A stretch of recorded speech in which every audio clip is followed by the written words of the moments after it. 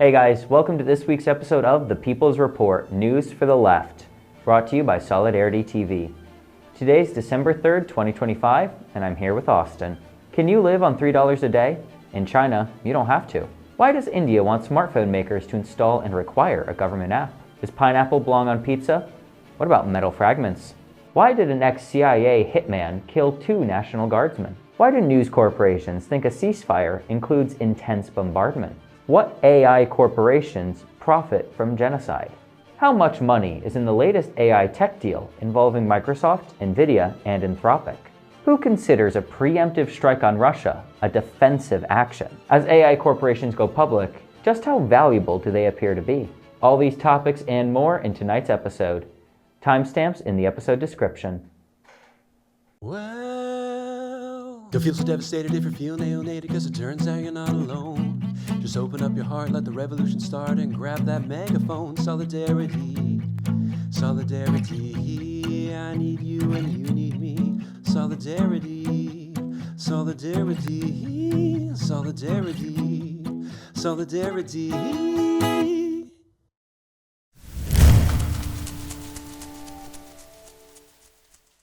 China has brought millions out of poverty. The US has not, by choice.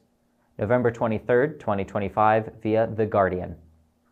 The Chinese did rather well in the age of globalization. In 1990, 943 million people there lived on less than $3 a day, measured in 2021 dollars, 83% of the population, according to the World Bank. By 2019, that number is brought down to 0. Unfortunately, the United States was not as successful. More than 4 million Americans, 1.25% of the population, must make ends meet with less than $3 a day, more than 3 times as many as 35 years ago. The data is not super consistent with the narrative of the U.S.'s inexorable success. Sure, American productivity has zoomed ahead of that of its European peers. Only a handful of countries manage to produce more stuff per hour of work. And artificial intelligence now promises to put the United States that much further ahead. But this story ignores how the U.S. chooses to spend its riches. It seems reasonable that the success of a society and its system of government, the morality of its political compromises and agreements, would be determined to an important degree by how it chooses to deploy the fruits of its accomplishments and how it apportions the costs of its failures. Unlike China, the U.S. did not offer much to the people eking out a living around the poverty line. Per head, the U.S.'s economic output is 6 times China's, and yet, inexplicably, there seem to be more abjectly poor Americans than Chinese. The story of U.S. inequality is known by now. It is nonetheless breathtaking how its lopsided distribution of income keeps getting worse. In 1980, the income of Americans in the middle income distribution added up to a bit more than 52.5% of the income of those perched at the top 90th percentile. At the turn of the 48%. By 2023, it had slipped further to 42.5%. The poorest share of the U.S. economic pie is shrinking to developing world levels. The income of Americans in the top 90th percentile of wealth grew more than twice as fast between 2000 and 2023 as that of Americans in the bottom 10th percentile. These days, Americans in the poorest tenth of the population draw about 1.8% of the nation's income, about the same as poor Bolivians. In Nigeria, they reap 3%, in China, 3.1%, in Bangladesh, 3.7%. It'd be comfortable to blame market forces. They have played a critical role in shaping the U.S.'s distribution of success. Globalization and technology have not only contributed to reduce the share of that national income that is spent on labor, they have also exacerbated inequalities among the working class, rewarding the most educated workers while replacing the less skilled with robots. And yet, a summary glance at the Trump administration's main initiatives, the president's Big Beautiful Bill Act and his indiscriminate tariffs, which will raise the price of many staples and produce a drag on business spending and employment, underscores how the U.S.'s dismal performance at sharing the fruits of its success with the less well-to-do in its society is not some bug in American capitalism. It is a feature.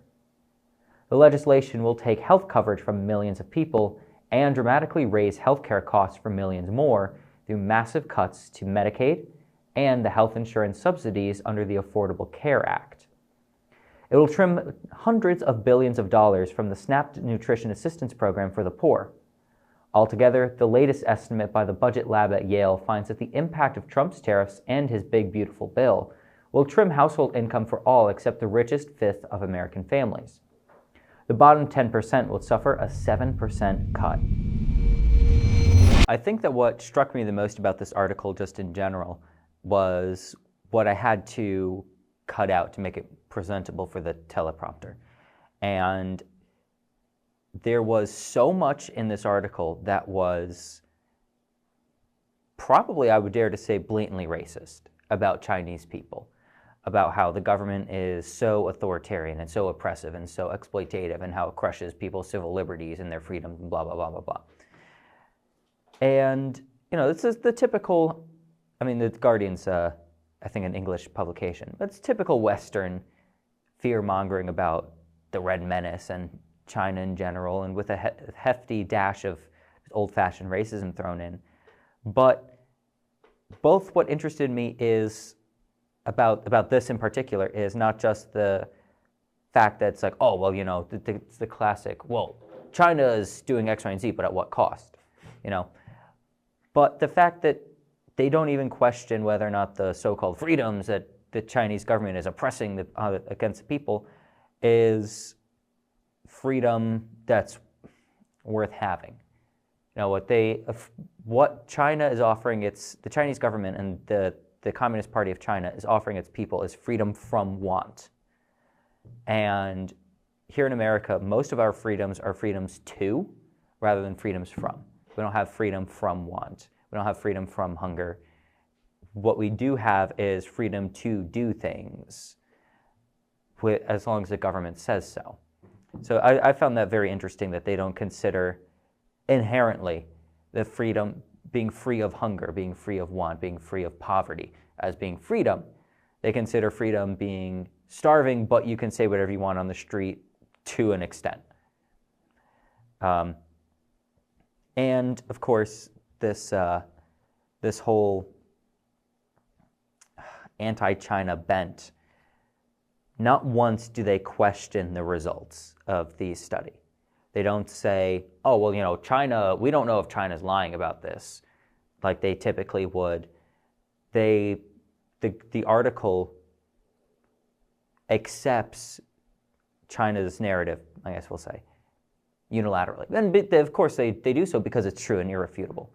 But I find it interesting that for all of their racism and all of their fear-mongering about China and the evil Chinese menace, they don't ever take a minute to doubt the efficacy of the Chinese system. Well, you put a lot out there, and I'm trying to stay within our time limit, which we struggle with doing. That's a really, really good lead off. Thank you. So the idea of different concepts of freedom in our culture versus Chinese culture, and Chinese culture is not just one single, whatever. But that's fascinating. And yes, our self-image of freedom to do this, freedom to do that, which is undermined by the lack of freedom from supportive foundation. That's a good point. Yeah. One thing that stands out to me is, neoliberal economists will sometimes use macroeconomic selling points to kind of put lipstick on a pig of the U.S. economy. And really good critical people like Michael Hudson will kind of challenge the way that some, or even Thomas Piketty, will challenge the way that some famous concepts of our economy are highly misleading and reinforce the capitalist status quo. These statistics, though, that are presented in this article are, like you say, irrefutable when it comes to poverty, when it comes to people below the poverty line in the United States versus China. A larger theme as well is one of the ways that China is demonized in our propaganda system is they have a state policy that it's just the government says this, you have to do that, blah, blah, blah, blah, blah. And there is a blatant state policy by the US government in the form of waging a trade war with military dimensions, but specifically a trade economic war against China, which is totally unabashedly, especially with Trump doing this, totally designed to empower. It's basically like state policy. It's like state planning to empower our tech sector and to restrict, minerals and shit, to protect semiconductor production and all, and to leverage and position our criminal corporations, because capitalism as a market can't naturally compete against what China is doing. Mm-hmm. And of course, the argument is like, well, they're cheating and blah, blah, blah, so we're going to cheat. it's like, dude, they don't have poverty. Yeah, so yeah, there's so much to say there. I think I'll just leave it at that for now. Yeah, and I don't want to say that they've solved poverty, right? Because there's still, socioeconomic inequality in China. But for all of the criticism you could offer to China and the Chinese system, valid or otherwise, you have to acknowledge that the Communist Party of China has pulled 800 million people out of poverty. 0 people in China, or at least 0% of people in China, so give or take, if you, I don't know, however many that insignificant number would be, give or take a bunch of people, live at such extreme poverty. And millions of people live at that poverty here in the United States. And during the same time period for that data, it's increased in our country. Yeah. So they might not have solved poverty, so to speak, certainly know how to combat it. And if we want to see poverty actually vanquished here in the United States, which of course, but broadly speaking, America doesn't, because poverty is so essential to the capitalist system.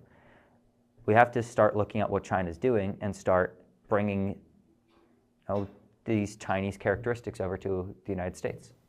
Yeah. If you're enjoying the show, consider supporting us at solidaritytelevision.org.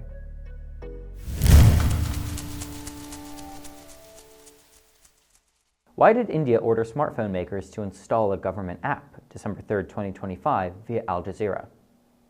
India has revoked an order to smartphone manufacturers to install a government-owned cybersecurity application on all new mobile devices, following massive backlash amid digital rights concerns. According to an official notification issued by the Department of Telecommunications on November 28th, all leading smartphone makers, including Apple and Samsung, were given 90 days to add the government's Sanchar Sathi application to all newly manufactured devices. The government, led by the Bharatiya Janata Party, the BJP, said the order was part of a move to tackle fraud and misuse of mobile phones. The order faced pushback, however, both from tech companies and digital privacy advocates. Prior to its withdrawal, Apple, based in the United States, reportedly said it would not comply with the order due to a host of privacy and security-related issues. Under the directive issued by India's Department of Telecommunications, manufacturers were told to ensure that Sanchar Sathi was pre-installed on all mobile handsets manufactured or imported for use in India within 90 days. The app, manufacturers were told, was to be readily visible and accessible to the end users at the time of first use or device setup, and its features not disabled or restricted. For devices already in supply, manufacturers and importers were told to make an endeavor to push the app through software updates, the order stated. The directive also required companies to submit compliance reports to the Telecom Ministry within 120 days. Justifying the order, the government said the country's telecom cybersecurity rules empower it to set up mechanisms necessary to identify and report acts that may endanger telecom cybersecurity, and that Sanchar Sathi will enable stakeholders to report International Mobile Equipment Identity, IMEI, related suspicious misuse, and also to verify authenticity of IMEIs used in mobile devices. The IMEI is a unique 15-digit number that is used to identify a specific mobile device. An industry source familiar with Apple's concern regarding the app told Reuters that the tech giant would explain to the Indian government that it does not follow any such mandates anywhere in the world. Another industry insider told Reuters that South Korean-based tech company Samsung was reviewing the order, but had not given any details about how it planned to pursue the matter. The Internet Freedom Foundation, the IFF, of India called it a deeply worrying expansion of executive control over personal digital devices. The stated objective of curbing IMEI fraud and improving telecom security is, on its face, a legitimate state aim. But the means chosen are disproportionate, legally fragile, and structurally hostile to user privacy and autonomy, it said in a statement. Congress leader and Lok Sabha member Priyanka Gandhi called Sanchar Sathi a snooping app and ridiculous. The Delhi-based Software Freedom Law Center told Al Jazeera the directive was another example of attempts to take away user autonomy, make a mockery of consent, and have 24 hours stay-in-my-home measure. This is the start of a slippery slope of function creep. Such deep integration of state software on private devices ensures an expansion of surveillance capacities without fresh public debate each time new changes are made, it said. Government has no business being in our devices that are more intimate to us than our loved ones. A similar controversy arose in 2020 when the Indian government required all public and private sector employees to use its COVID-19 tracing app, Aragyu Setu, which critics described as a privacy minefield. Early on Wednesday, the government said it would be willing to amend the order based on the feedback we receive. Hours later, the order was revoked. Government has decided not to make the pre-installation mandatory for mobile manufacturers, India's communications ministry said in a press statement. The app is secure and purely meant to help citizens from bad actors in the cyber world, it added. The IFF said that while this was a welcome development, it was still awaiting the full legal order accompanying the revocation. So I looked it up on Reuters to see what the app actually does. And it calls itself a citizen-centric safety tool. Direct quote from the article. It allows users to block and track lost or stolen mobile phones using the device's International Mobile Equipment Identity, the IMEI, which is a unique code for the handset, we know that. It also enables users to check how many mobile connections are registered under their name, helping to identify and disconnect fraudulent numbers used in scams. Additional features include tools to report suspected fraudulent calls and verify the authenticity of used devices before purchase. That last part is the only part of this that I don't really understand what that means. Maybe so you're not buying someone else's stolen phone. You make sure that, I guess. But, off the rip, this sounds fairly decent. It sounds like stuff that, from what I understand, Apple and other such devices already have running. But I think the chief concern is, A, that the government can require anyone to install an app of their choice that the government has developed, and if the app is designed to track and then remotely disable phones based on the IMEI, what's to stop someone from, either the government or some other malicious independent entity or agency, from tracking people's phones and presumably them along with it, or disabling someone else's phone remotely? I don't really know. I have to assume that the government could probably just do that anyway through this app. But over 14 million people have downloaded the app willfully. It's blocked 4.2 million lost or stolen phones and terminated over 30 million fraudulent mobile connections. So I'm not entirely sure what those fraudulent mobile connections mean. I have to assume that maybe spam, like if people are constantly spoofing numbers, they can get their phone disabled, which is, I don't know if any of you guys have had spam calls escalating in recent years, but they've been pretty bad for me anyway recently. Kamala Harris is still asking me for money for her campaign. Really? I mean, not recently, but... Yeah, I was going to say, I wouldn't be surprised. They were for a while. They blew like that. $40 billion or something. A lot of money. Yeah. Android users will be asked to share call logs, send messages for registration, make and manage phone calls to detect mobile numbers in your phone, as well as grant access to cameras and photos. And that is probably the biggest one. For the iPhone will also be will need permission for sharing access to camera, photos, and files. So not only will the Indian government be able to presumably track your phone and you by extension and perhaps remotely disable your device, they'll also have access to all your files, all of your contacts, all your photos, et cetera, et cetera, et cetera. So, while the app bills itself as being, something for security, the question is security for who? The user or the state? India has a should we say, a communist problem?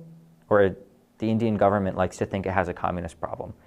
And even though its only communist state has eradicated poverty, the only state in China, and goodness, in India to have done so, I wonder how much crackdown this is going to be on,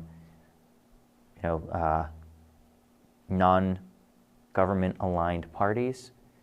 The Hindutva party is, of course, borderline fascist, much like our own MAGA parties, both blue and red.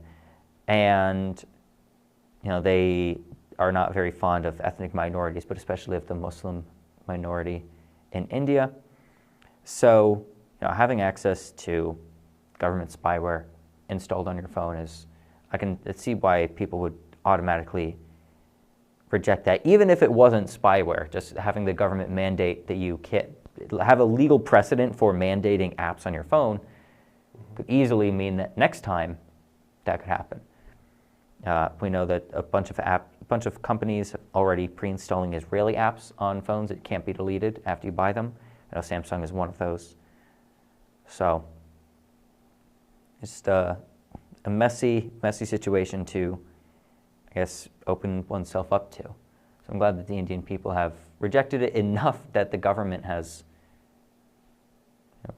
has reneged on their demand. But we'll see how far or how much they commit to that. Yeah. And we'll see what the U.S. government learns from this. If they want to start trying to require apps for surveilling, I mean, they probably already do, but for tracking, monitoring, and surveilling people to try to allegedly define so-called terrorists or illegal immigrants, I'm sure will be their excuse, or Antifa super soldiers or whatever they call them these days. As we learned last week, court watching is violence against law enforcement, and people involved are anarchist, violent extremists. So if they get in their heads that they can start tracking phones for that reason here, we'll see where that leads. So hopefully we have the same amount of guts as the Indian people. Solidarity Television is an independent grassroots news organization. That means we rely exclusively on viewers like you. Support us at solidaritytelevision.org.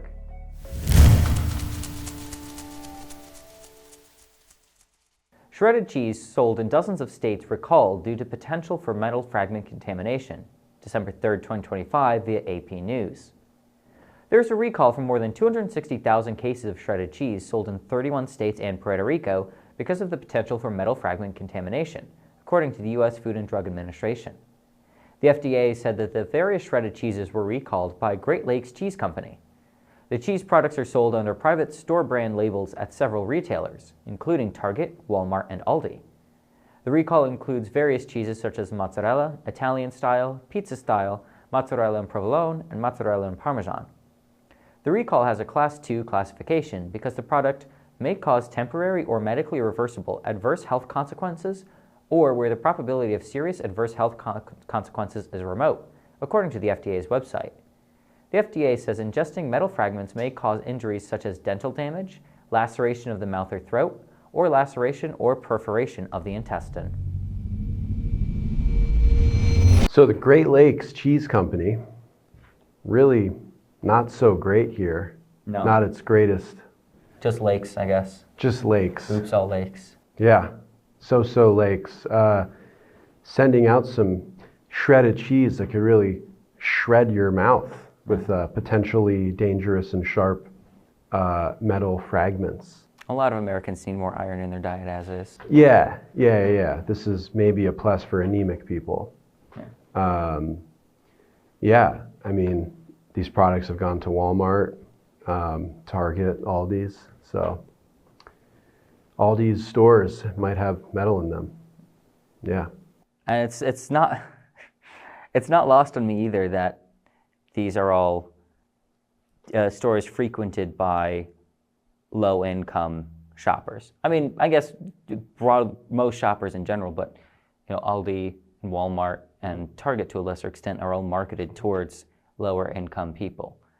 So this is what deregulation gets us, is literal metal particulates in our food. and and who goes shopping at Aldi to buy shredded cheese? Not lawyers, not doctors, not the bourgeoisie. Doctors and lawyers aren't exactly bourgeoisie, but not the wealthy people, but certainly not the bourgeoisie. Not my landlord doesn't go shopping at Aldi, Yeah. It kind of makes you wonder, like, how many things like this have happened over the past, I don't know, since like the beginnings of supermarkets and industrialized production and mass consumption. Like, how many things like this have not been reported? Do we not know about? What kind of weird Frankenfood shit has happened? Mm-hmm. Personal anecdote, not to like, this isn't like a huge problem, just like a funny story.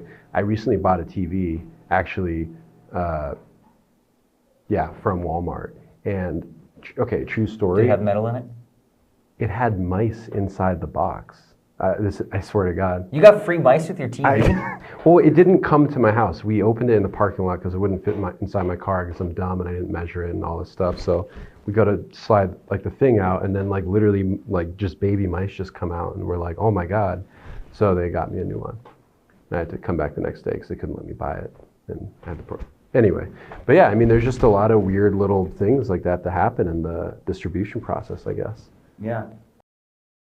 In Sinclair's The Jungle about the meatpacking industry? No. It's not quite exactly about food in general as much as it is about labor. But the reason why we have the FDA in the first place is because capitalists were increasing profits by cutting corners everywhere they could to the detriment of the American public. Sawdust and sand and like salt and all of this kind of stuff that they would use to water down milk or quite literally water down these beverages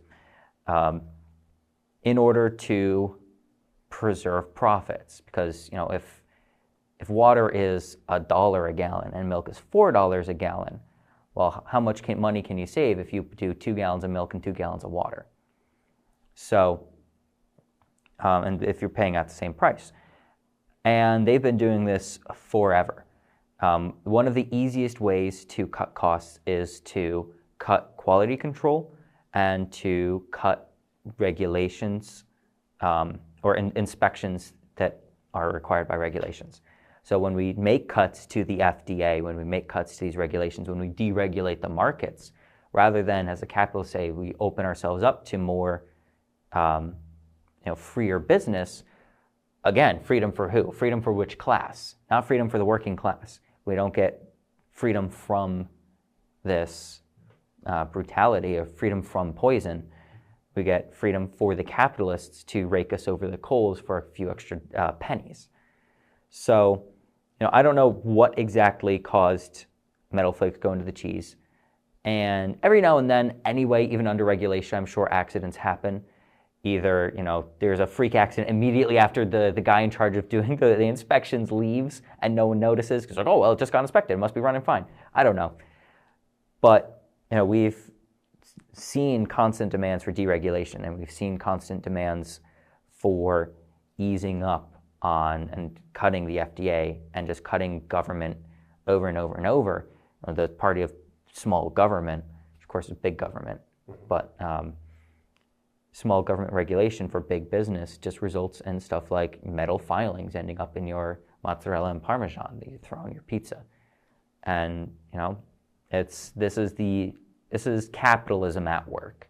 This is what capitalism is for, because it's for the capitalists, not for the workers. We who do all the work, we who shred the cheese and eat the cheese, but don't get the profits from the cheese, can get fucked. Shredders of the world unite. Yeah. You have nothing to lose but your metal fragments. Yeah. Did you know the People's Report is produced for audio and video platforms? Stay informed by subscribing to us on YouTube or anywhere you listen to podcasts.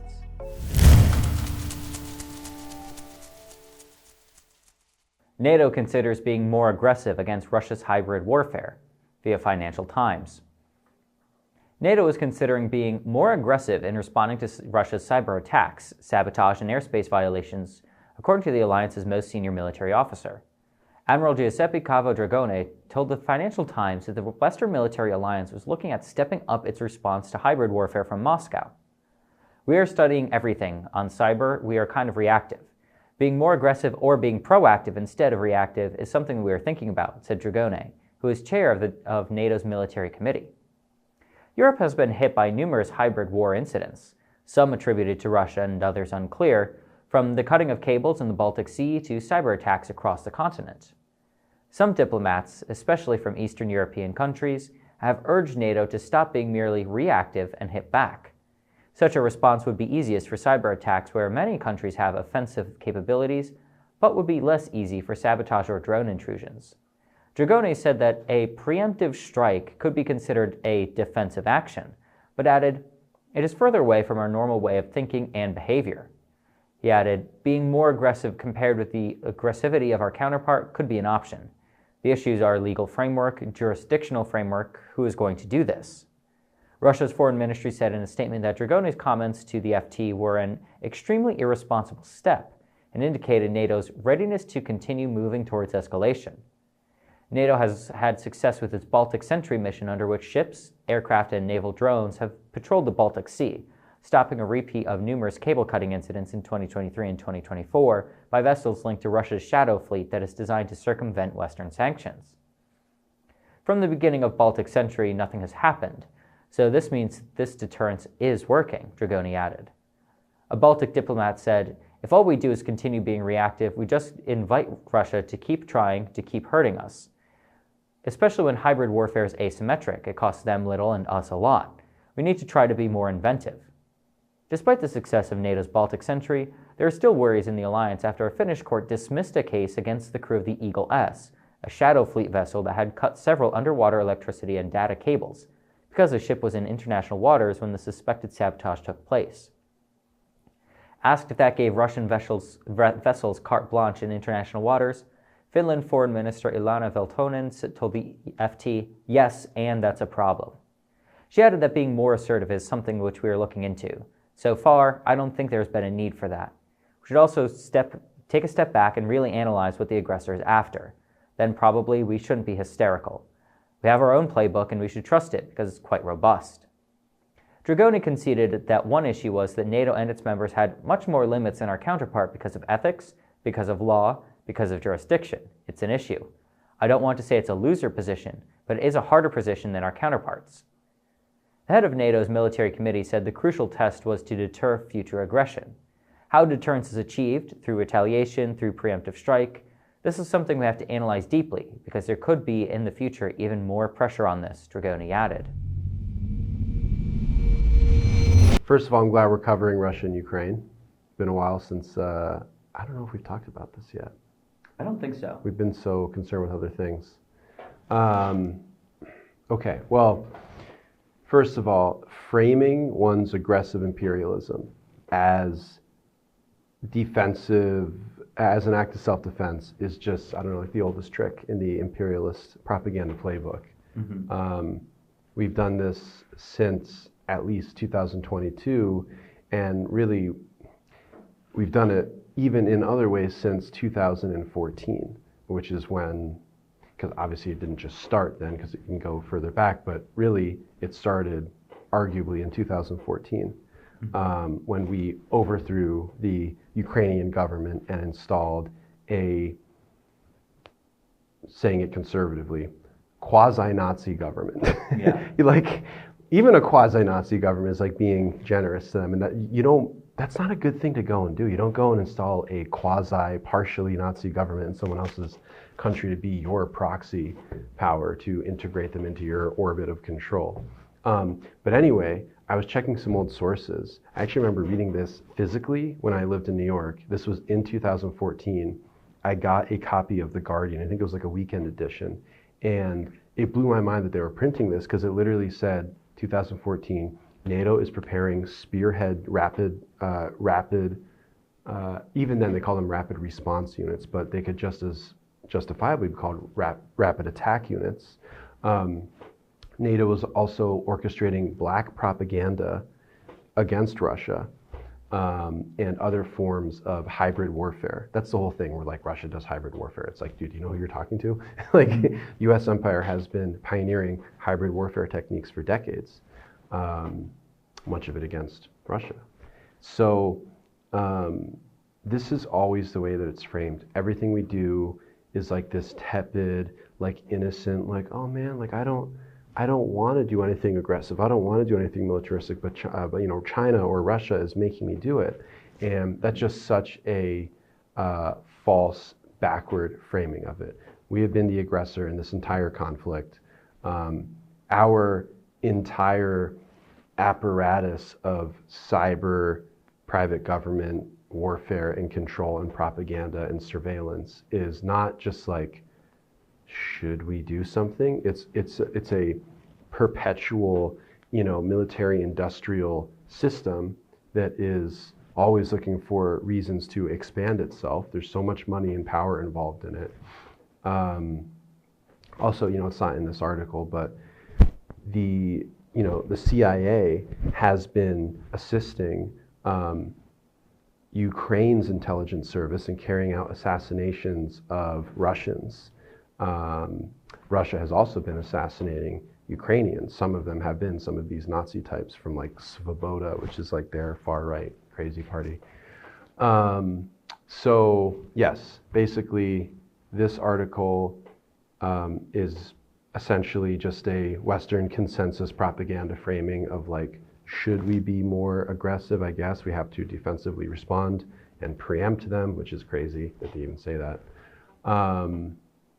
But yeah, I guess that's where we're at with that. That's the military dimension of it. The political economic dimension of it is Zelensky is embroiled in a huge corruption scandal. Ukraine has been this corrupt little neo-colony of America since 2014. Blah, blah, blah, blah, blah. I'll shut up now. What do you think? I mean, the NATO stands for the Nazi American Terror Organization, right? That's right, yeah. So, you know, when's the last time we heard about NATO discussing preemptive strikes on enemies? And very famously, that was the entire justification for the invasion of Iraq, right? How well did that go for us? How well did that go for the Iraqis? So, you know, the NATO has always been this, NATO is the military occupation of Europe, right?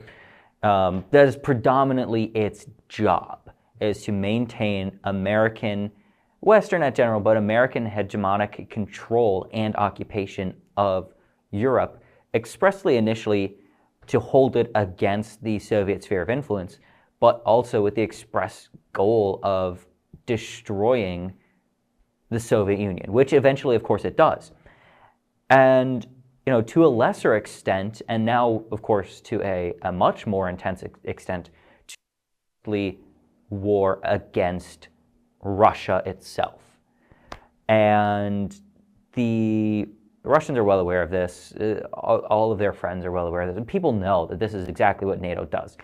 But, you know, to the Americans, to the West at large, it's the pro-capitalist, you know, freedom group.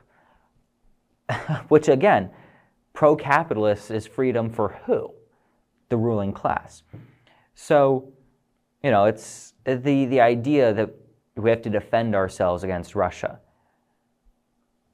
is ridiculous, right? Because they don't actually pose a threat to America or to the working class of America or our actual interests as working class individuals or at the working class at large.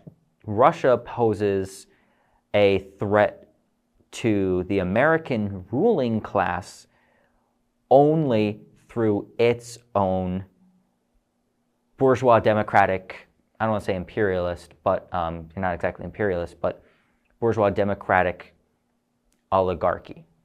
Every dollar that a Russian capitalist steals from a Russian worker is one that an American capitalist couldn't steal from that Russian worker. Right. And that is the inherent struggle right now between NATO and Russia.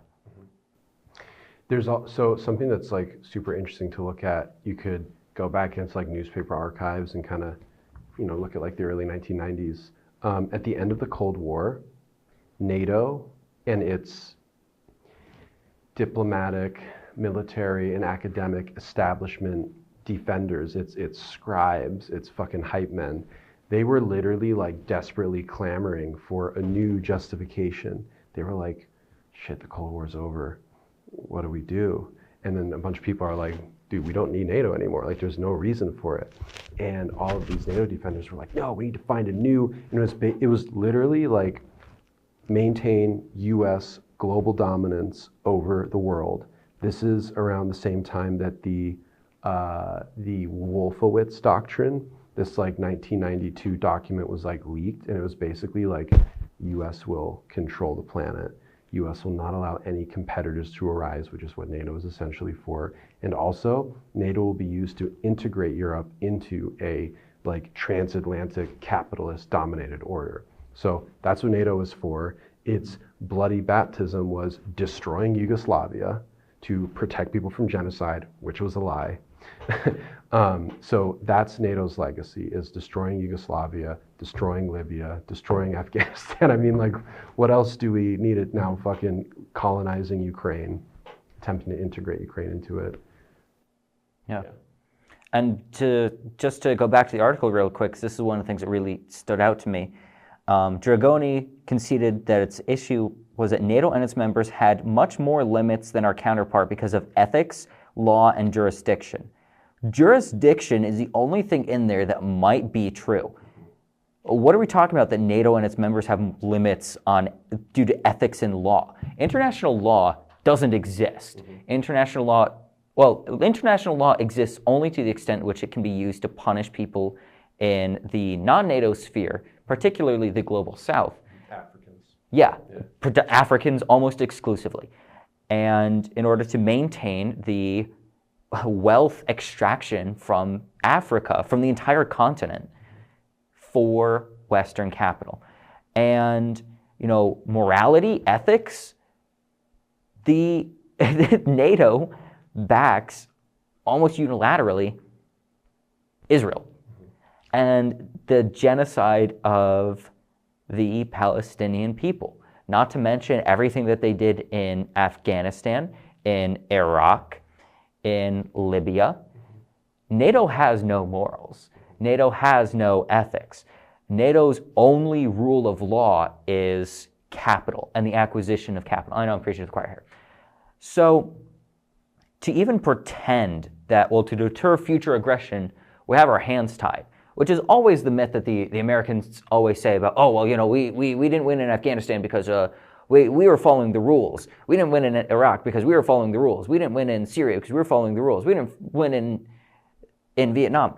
The American military-industrial complex and the military in general is always asking for a longer leash, less rules, less restrictions.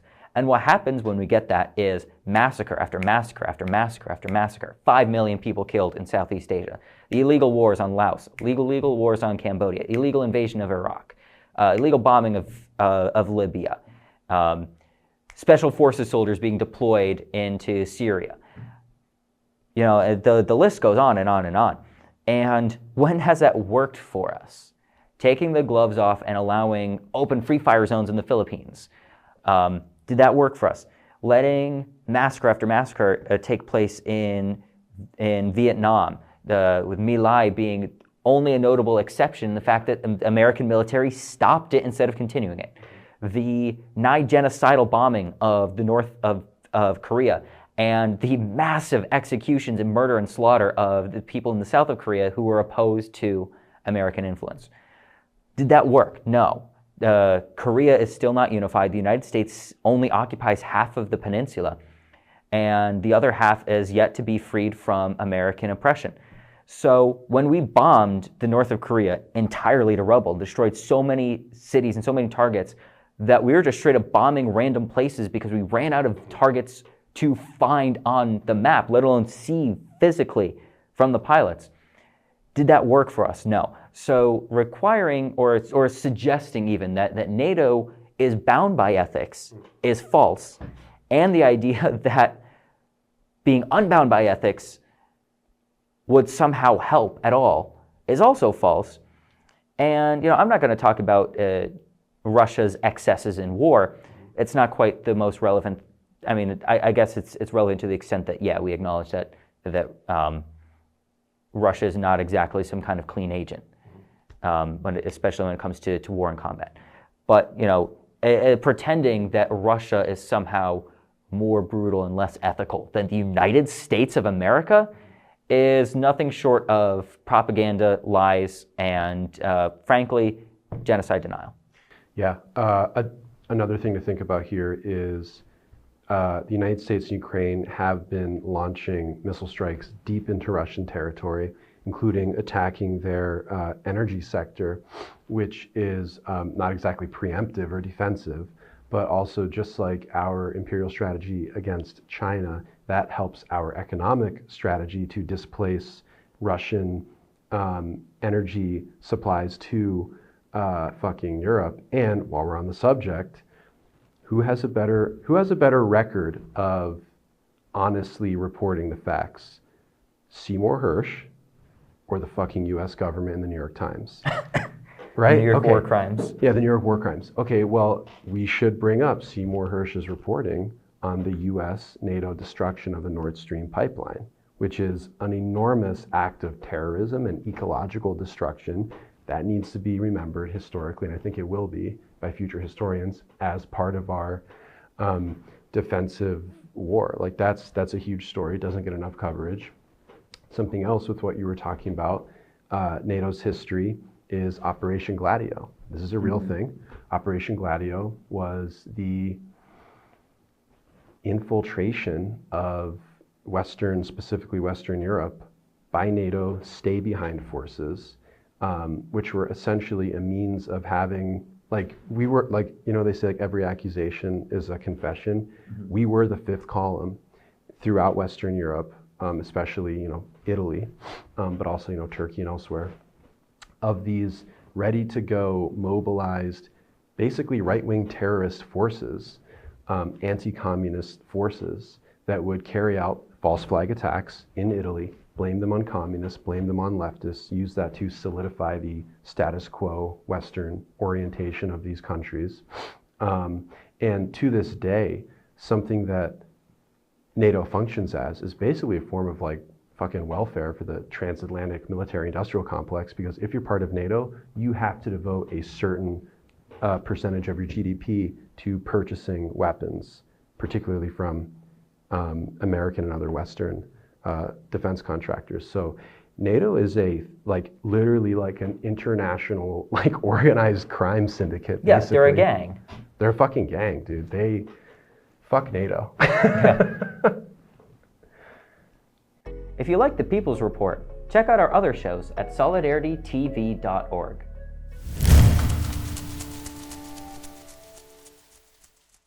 Accused National Guard shooter held without bond after pleading not guilty to murder and assault charges from hospital bed. December 2nd, 2025, via CNN. Ramanullah Lakhanwal is accused of shooting 2 National Guard members near the White House last week. One of them, Sarah Beckstrom, died of her injuries a day later. The other victim, Andrew Wolf, remains in critical condition. D.C. Superior Court Magistrate Judge Renee Raymond ordered Lakhanwal be held without bond before trial, despite arguments from his attorneys that the government waited too long to charge Lakhanwal. No condition or combination of conditions will reasonably assure the safety of the community, the judge said in deciding to keep the defendant detained. Raymond also said that sheer terror from the incident contributed to her decision to hold Lakhanwal without bond. It is fairly clear that he came across the country 3,000 miles, armed with a specific purpose in mind, the judge added. Lakhanwal was hospitalized after being shot multiple times on Wednesday. On Tuesday, the man could be seen in the courtroom video in D.C. Superior Court wiggling and moving in his bed, all but his head covered by a blanket. The man mumbled his name when asked while squinting. He said, through a translator, that he cannot open his eyes. "I have pain," he said. Lakhanwal was charged with several crimes, including premeditated murder and assault with intent to kill. He pleaded not guilty to all counts, a lawyer appointed to the case told Raymond. An interpreter accompanied Lachenwall in a virtual hearing translating between Pashto and English. One of Lachenwall's attorneys, Terrence Austin, argued that his client should be released. He said the Justice Department took too long to charge Lachenwall and said that he had no prior criminal record. A prosecutor argued that the seriousness of the charges, including first-degree murder while armed, called for him to be detained pre-trial. The prosecutor also argued that the man has no ties to the city and no conditions could ensure the safety of the community. Lachenwall spent the last 5 years living in Washington state with his family. He came to the U.S. in 2021 after working with U.S. forces in Afghanistan before the U.S. military withdrew from the country. D.C. U.S. Attorney Jeanine Pirro was sitting in the front row of the courtroom throughout the hearing, with the U.S. Marshal sitting next to her. Austin said during the hearing Tuesday that the jury pool was being tainted by public news conferences regarding the case. After the hearing, Pirro exited through the back of the courtroom and held a news conference outside the courthouse.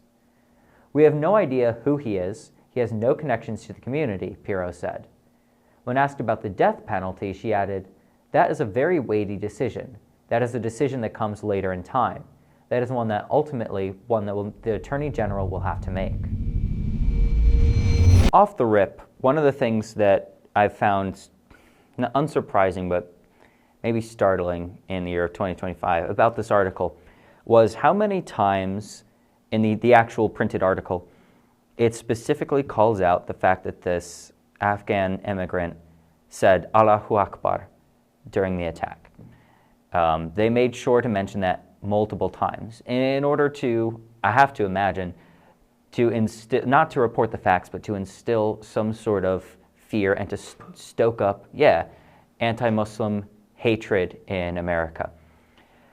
But the fact is... Just as a pause, that's like doing a report of some American soldier carrying out a war crime in Afghanistan and Iraq, and it's like he was wearing a crucifix when he did it. It's like, yeah, you can read into that, but like, you know what I mean? Yeah. It's like, it's so trivial.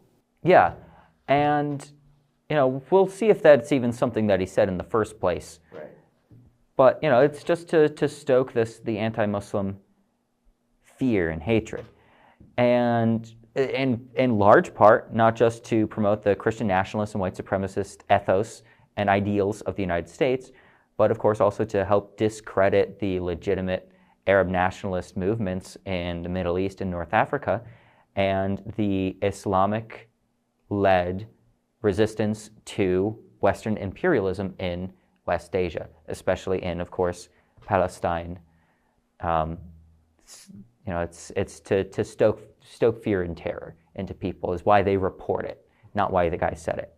I've seen Muslim friends say Allahu Akbar when they see a beautiful sunset, right? So the usage of the term in the American psyche as being one only associated with Islamic terrorism is just not accurate, or is not reflective of the reality of the usage of the phrase. That aside, we could talk endlessly about U.S. media complicity in this, and we will later on. The other thing is that this guy is a CIA hitman. He's a comprador, arguably some type of gusano, and his job for like 10 years was in these CIA, I think they were called Zero Squads, which were Afghan-staffed military units, almost like American Special Forces, that were run and overseen by the CIA in order to carry out Special Forces types operations in Afghanistan without actually risking Americans. So this guy's day job for, I want to say it was 10 years, was to be a hitman and a hired gun for the CIA against his own people. We can talk endlessly criticizing the Taliban and their role in Afghanistan. Certainly no one here is happy to see the Taliban ruling Afghanistan. I think many people, if they were aware of the facts, would be hard-pressed to say that they're worse than what the U.S. had installed. These guys, these Zero Squad fighters, get I would say repatriated to the United States. I believe this guy specifically was signed off by Trump, but it doesn't matter. They're the same, two sides of the same coin. Yeah.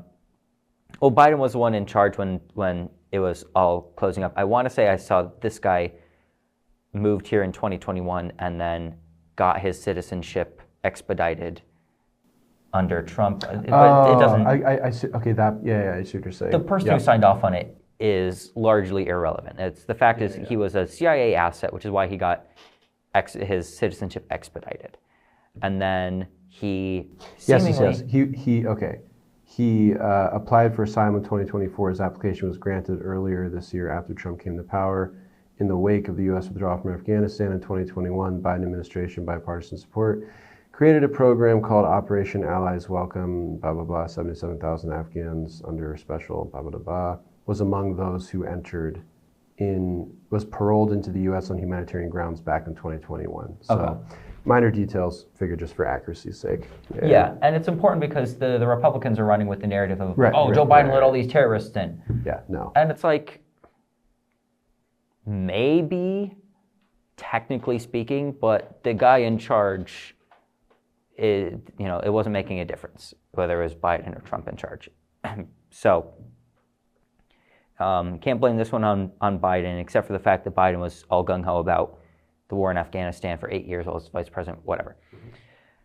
So, it seems to be a classic case of American blowback. We've been fucking around in Afghanistan for 40 some years? We started in 1979. So 79 to now, it's like 46 years if I'm doing my math right. Maybe I'm not. 80, 90, yeah. So, and now it's coming back to bite us again, as if we didn't learn our lesson earlier on in September 11th, 2001. So, or arguably, and this guy is I don't want to get too conspiratorial, but we're talking about a CIA hitman who travels 3,000 miles to shoot two random people, it's not exactly random, in Washington, D.C., which immediately kickstarts at a time when there's a lot of controversy over deployment of National Guards in D.C. I think 500 more were deployed that day, don't quote me, something like that. Yep, as a response. Yeah. And, when people are getting antsy about an upcoming war in Venezuela, when people are starting to become more and more, what's the term? Empathetic towards the plight of Middle Easterners at the hands of the United States. You got a terrorist as the mayor of New York City. I mean, man. God, I wish. So exactly. The timing is awfully convenient. Now, again, I don't know that is, and we probably never will. The timing is awfully convenient, but it could also be that the guy finally snapped. He wouldn't be the first one from these 0 units to have snapped after living in America and shooting people. Another guy earlier this year, same thing. I believe he was at a traffic stop. He shot 3 police officers. So it wouldn't be the first time, but the timing is suspect. I'm going to choose not to say that is overtly what happened, just because it's easy to make stuff up. But and honestly, last thoughts on it. I don't know that I cared that a National Guardsman was killed. I don't know if you're joining the Army. The U.S. Army expressly exists to oppress and brutalize poor people. Mm-hmm.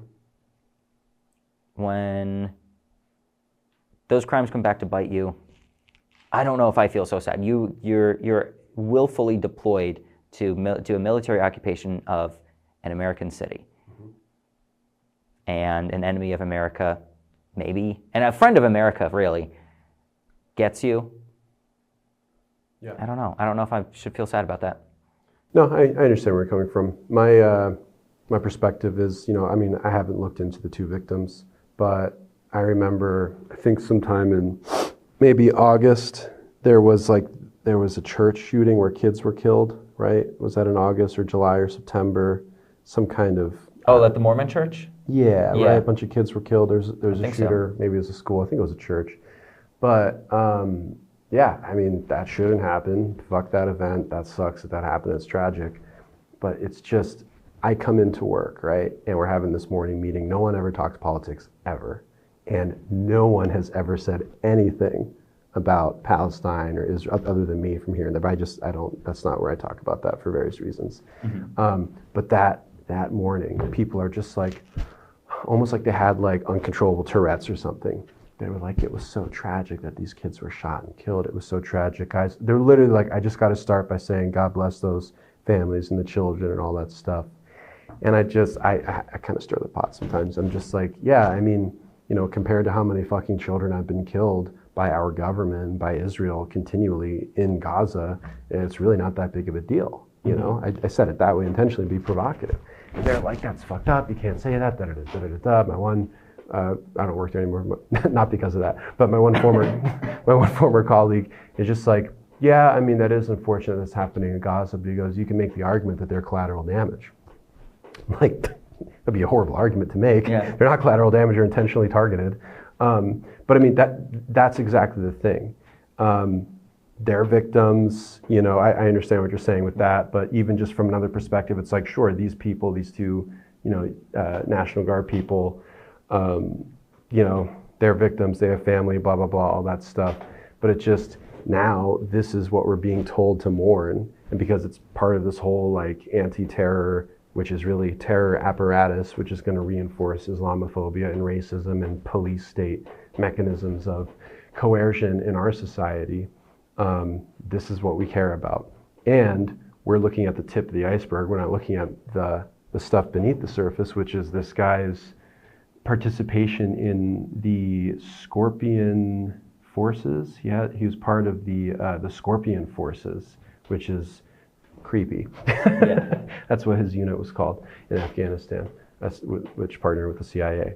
So, yeah, whether it was a false flag or not, it's at the very least blowback. Yeah. At the very even like a light form of blowback, because how did he get here? What are we not talking about? We're not talking about the destruction of Afghanistan by our government and by how just this, two people got shot. Again, bless the family and their survivors, all that stuff. But like, dude, what we imposed upon Afghanistan is just, it's, you know, there's no empathy on the part of Americans for these kinds of murders and killings and aerial destruction and economic devastation and all that shit that we've been doing to Afghanistan, like you said, for decades. So either way, it definitely, the entire story exposes the selective outrage and the selective empathy on the part of Americans. And it exposes the, violence cannot be understood in a liberal or conservative way as individualistic. Violence is structural. There's always a structure that gives rise to these acts of violence. And the structure and the context of this kind of acts of this act of violence is clearly the, you know, decades of terrorist war by the US empire against the entire planet. Yeah. And these kinds of things are going to continue happening, and they're going to get weirder, and they're going to get more disturbing, and they're going to get more triggering if we continue this imperial, you know, suffocation of the planet. So if people are really upset about what happened to the National Guard victims, then you should be an anti-imperialist. Yeah. Right? And like, the U.S. empire killed 1.5 million people in Iraq. They killed 500,000 children in Iraq. The U.S. empire enabled the shooting of Hind Rahab, which shot her, 300 times? She was 5 years old. And I'm supposed to cry when 2 of their stormtroopers get got? I don't know. The guardsmen themselves did not bring this on themselves personally, but certainly the U.S. military did. So. Yeah. This week's book recommendation is Women, Culture, and Politics by Angela Davis. This book analyzes a woman's role in and relationship to culture and politics.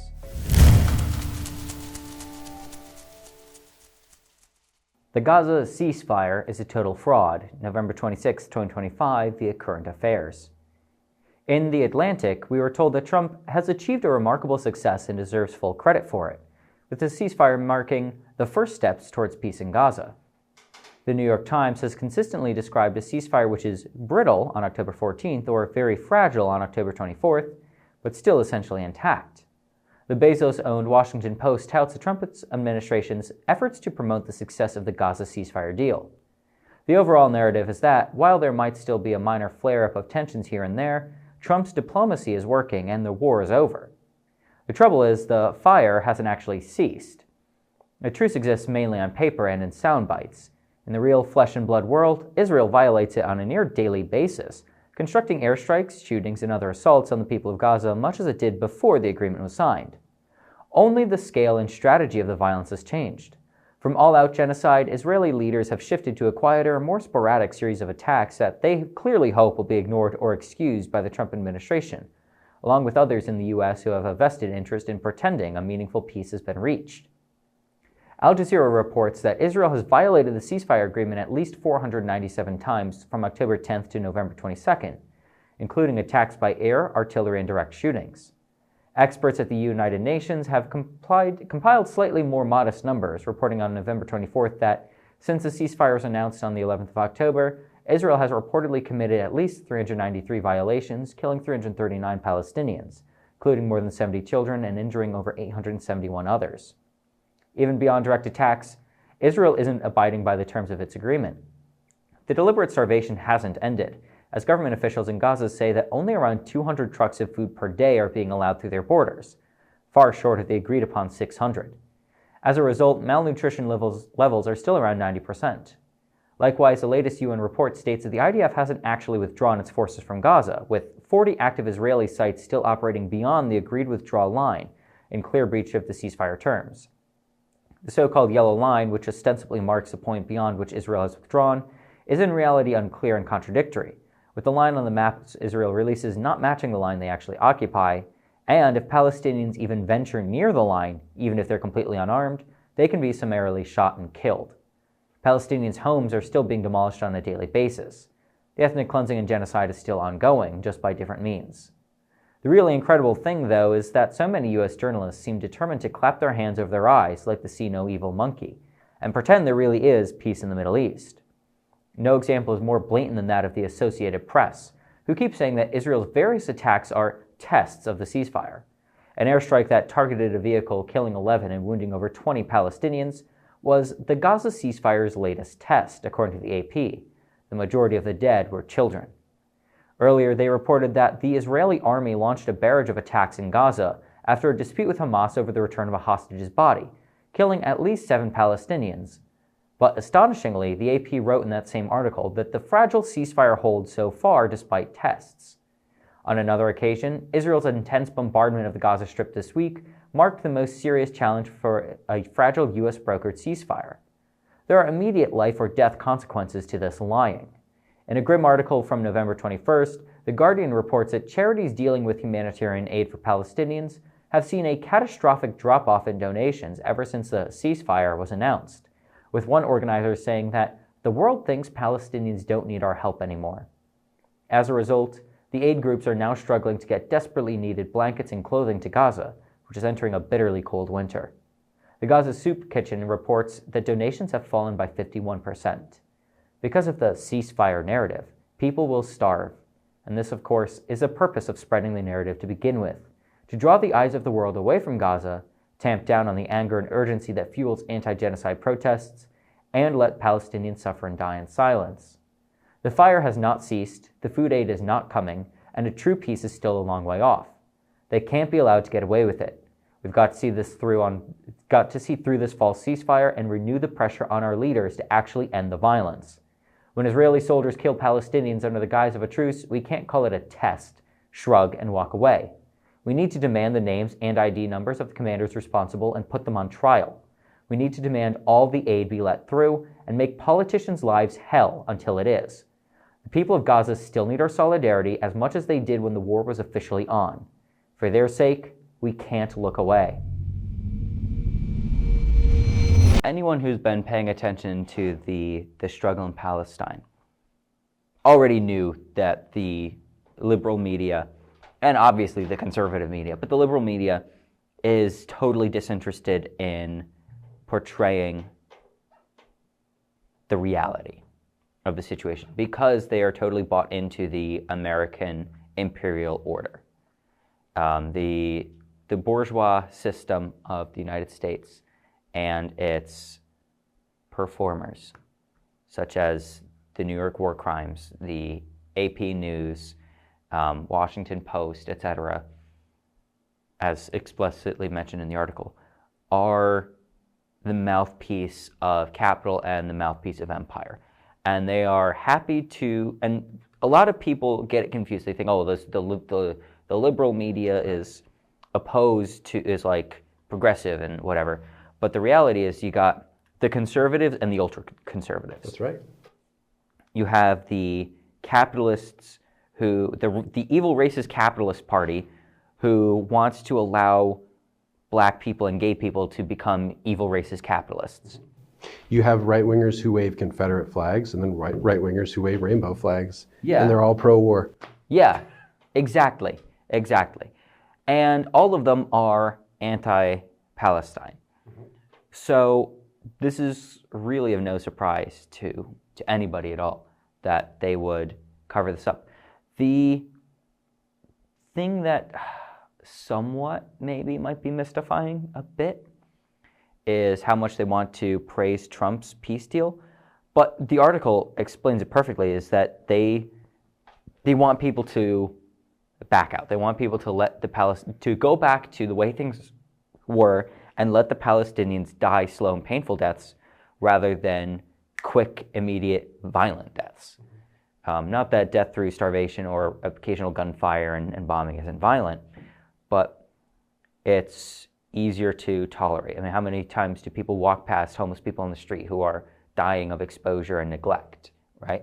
They think nothing of it. But if they walk past a person on the street who got shot, you know, they'd have a different reaction. Right. Individual acts of violence versus structural violence. Yeah. And, you know, the liberal media is so happy to see the Trump administration in power, if we're being honest, because the liberals and the ruling class at large, which at times pretends to be liberal and at times is conservative. I guess I shouldn't say pretends to be liberal, pretends to be progressive but is liberal, are anti-Muslim. They are white nationalists. They are white supremacists. They are Christian nationalists. They do hate Muslims. And they are really happy to see Donald Trump and the Republican Party crack down on immigrants and on Palestine because A, it means that it gets done and they don't have to look bad doing it. Good cop, bad cop. Yeah. And it scares people into picking them. And it punishes people who are opposed to them. I mean, how many times have we seen people gloat over the fact that, I almost said ISIS, that ICE has been deployed to Dearborn. They're like, oh, well, you know, the American Muslims didn't vote for Harris, so this is what they get, which is just an easier way of them saying, fuck you, I don't give a shit about what happens to brown people in this country because I'm a white nationalist. And it punishes dissidents. And really, Trump and the Republicans exist to punish dissidents, to crush threats to capital, and to threaten minority populations to keep them supporting the bourgeois liberal democracy of the United States. And it's no different from what they're doing in Palestine now, only the only difference being that, or that's why the news media is supporting it now, the only difference being that the end goal is now also to get Americans to ignore it. Yeah. I like Gabriel Rockhill's take on the relationship between liberalism and fascism. They're the good cop and the bad cop of capitalism, respectively. They work hand in hand. They are partners in crime, liberalism and fascism. And historically, that's just, anyway, that's kind of a tangent. But anyway, you made me think about that. Yeah, with the media coverage of this fucking ceasefire, it's so stupid how many times I've seen the word fragile and fragility used. It's almost like if I broke into your house and did some horrible, awful shit to you and your family, and then like I escaped, and then I'm on a rampage, and the media was like, you know, Austin's assault really highlights the fragility of your window. It's like, that's the story. It's like, no, like you know what I mean? Or it's like these National Guard people who got shot in DC. Really highlights the fragility of their chest plate or something. It's like, why is like the fragility of the ceasefire? That's just their like way of trying to walk around the fact that Israel is assaulting the ceasefire. It isn't a ceasefire. It's just the next phase of the genocide. The genocide hasn't stopped.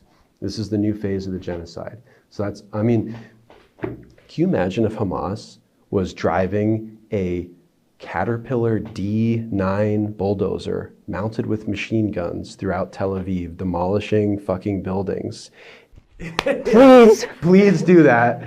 And then like, can you imagine like the media being like, man, like, first of all, good job adhering to the ceasefire, Hamas, demolishing schools, temples, government buildings, homes with a fucking like weaponized fucking bulldozer.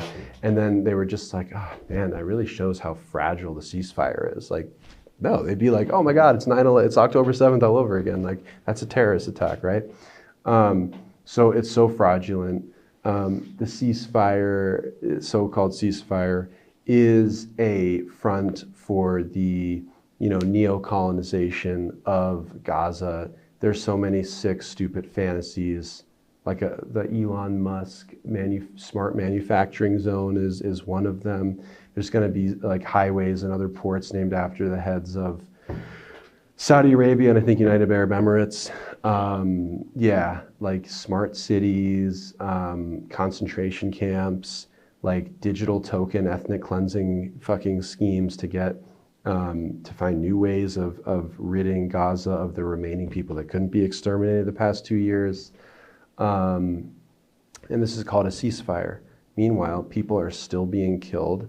Ongoing reports and exposures of systematic torture and sexual assault, systematic rape by the Israeli state against Palestinians to dehumanize them, ongoing murder, ongoing demolition and destruction. And it is to, as you know, Bezalel Smotrich just said, quoted in BBC, this is the investment phase. The demolition phase is done, and now it's the investment phase. And he said, we want maximum land with minimum Arabs. Yeah. Like it's just, they're just saying it out loud. It's not, which has been the Israeli goal since 1948. Yeah, it's been their goal. So it's not a ceasefire, which is just, it's so sad, you know. I mean, I won't get into it, but there was like a personal thing that happened in this area recently where a lot of local people, you know, basically some of us in this community, we were saying like, we were still advocating for Palestine, and locals in this area were like, oh, you guys didn't get the memo, there's a ceasefire. Oh, how dumb are you? There's a ceasefire. It's like, no, there's not. This is not a ceasefire. You know, they haven't stopped firing. Palestine is not free. It won't be free until the occupation is over. And not just the occupation is over, but justice is served. Yeah. No peace without justice. So yeah, the article is absolutely right. Yeah, ceasefire is a fraud. Yeah. Only in America can you see someone firing a gun and dropping bombs and call that peace and call that a ceasefire. Yeah. And only in America will people believe it. Yeah, it's crazy. Hey comrades, remember the words of Chairman Mao, civilize the mind and make savage the body. If it makes sense for you, keep taking neighborhood walks daily, but this week, take mindful steps, imagining that every time you plant your foot, you're also planting flowers.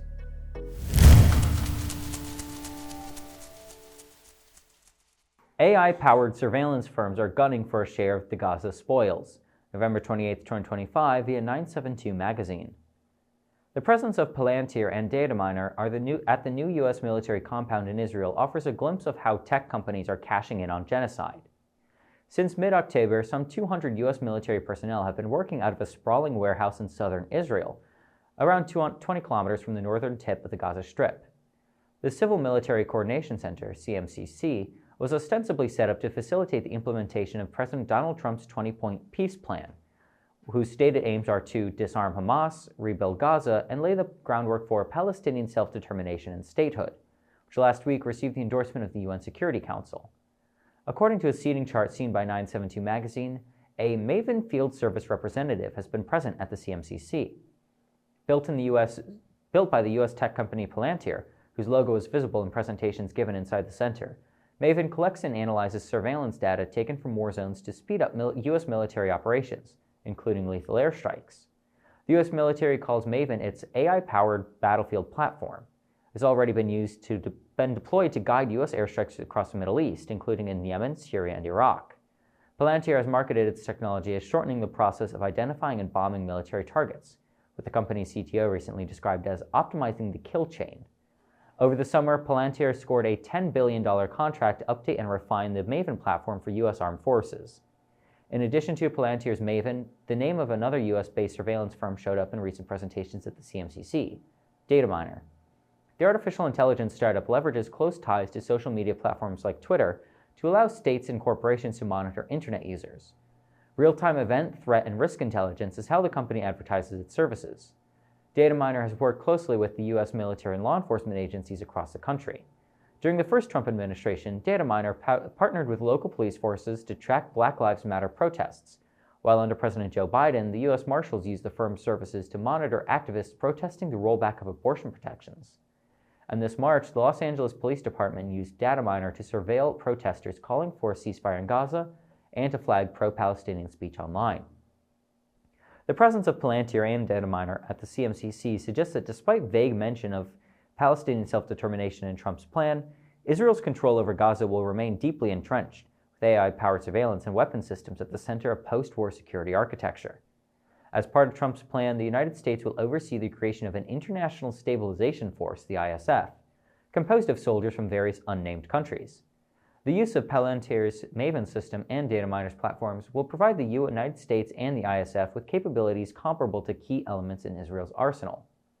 Maven and Dataminer will allow U.S.-managed forces to carry out surveillance on behalf of Israeli authorities, within and beyond internationally controlled compounds. The firm's products can map connections between civilians and militant groups, compile lists of those to be detained or killed in military operations, and monitor the movement and communications of Palestinians en masse. The use of similar technologies by Israeli forces over the last 2 years has turned Gaza into a site of unremitting horror, accentuated by endless aerial bombardment and dragnet surveillance. Officials at the CMCC are now hashing out yet another paradigm of Israeli control over Gaza, and this one may outsource the work to U.S. military forces and their partners in the private sector. It is a mutually beneficial relationship. Companies like Palantir and Dataminer are eager to amass data and refine new military technologies with real-world testing.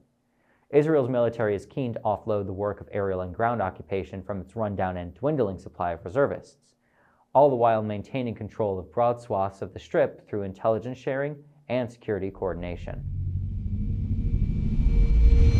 Essentially, the ceasefire phase of this genocide is turning Gaza, to a greater extent than it already has functioned as one, into a dystopian laboratory for the deployment and testing and enhancement using fucking human guinea pigs, Palestinian guinea pigs, of these totalitarian technologies by, Palantir and Dataminer, perhaps others. At least that's the two that were really referenced in this article. Something I found really interesting in the article, they referenced one of the sources that was referenced in the article was the Oslo Accords, which was also touted as a major peace process that fucking Bill Clinton, got credit for and all this stuff. The Oslo process, this whole peace process, one of the long-term consequences of the Oslo process, other than just solidifying the occupation, expanding settler expansion in the West Bank, subcontracting out, Israeli control to, the Palestinian Authority. One of the other consequences was centralizing Israeli control over telecommunications, which several years later, Clinton actually did in the United States with the 1997 Telecommunications Act. That kind of created, in many ways, the architecture of the modern monopolized media tech system, internet system that we have today. But anyway, and deregulated and all that shit. But what's happening in Gaza is, again, setting up a controlled, surveilled, policed society using technologies and companies that deployed their technologies on Black Lives Matter protesters, abortion rights activists, like crazy. Which I'll point out was done, overseen by the Biden administration. Yes. The Democrats cracking down on pro-abortion, pro-choice demonstrators. Yes, the right-wing, neoliberal scumbag Biden administration, the racist, police state, militaristic, violent, murderous Biden administration. And they also use this technology on Palestine protesters in the United States. So the Israeli-US big tech totalitarian connection is super, it's real, it's important to focus on, and it should give us something to think about strategically here in the United States with whatever we want to do, whether we just want to be users of these technologies or if we want to organize and engage in activism. It's just something to be aware of. Yeah. And, this is the continuation of the relationship between the United States and Israel and its oppression of the Palestinians, its joint oppression of the Palestinians, is, the Palestinians exist within the U.S. imperial sphere as live test subjects for surveillance, for weapons, for all sorts of military and oppressive tech. That's why we have such a strong relationship with Israel. It's what they do for us. And of course, it's what we empower them to do to our benefit. And so this is, broadly speaking, nothing new.